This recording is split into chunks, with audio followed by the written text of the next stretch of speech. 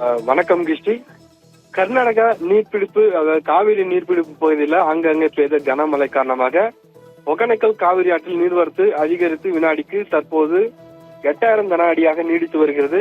தமிழகத்தின் பல்வேறு பகுதிகளில் ஆங்காங்கே கனமழை பெய்து வருகிறது. குறிப்பாக தருமபுரி, கிருஷ்ணகிரி, கர்நாடகா உள்ளிட்ட பல்வேறு பகுதிகளில் உள்ள காவிரி கரையோரங்களில் கடந்த 5 நாட்களாக அவ்வப்போது கனமழை பெய்து வருகின்றன.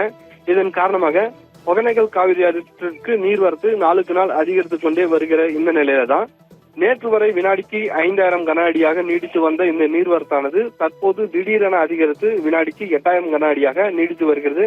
மேலும் இந்த நீர்வரத்தை கண்காணிக்கும் வகையில மத்திய நீர்வளத்துறை அதிகாரிகள் தொடர்ந்து 2 மணி நேரத்துக்கு ஒரு முறை அளவீடு செய்யும் பணியில ஈடுபட்டு வருகின்றனர். இந்த நீர்வரத்து காரணமாக ஐந்தருவி, சினி ஃபால்ஸ், மெயின் அருவி உள்ளிட்ட அருவிகளில் தண்ணீர் ஆர்ப்பரித்து கொட்டி செல்கின்றன. மேலும் காவிரி ஆற்றில் நீர்வரத்து அதிகரிப்பதும் குறைவதும் சுற்று வட்டார பகுதியில் பெய்யக்கூடிய மழையை பொறுத்தே உள்ளது என கருதப்படுகிறது. டிஸ்ட்ரிக்ட்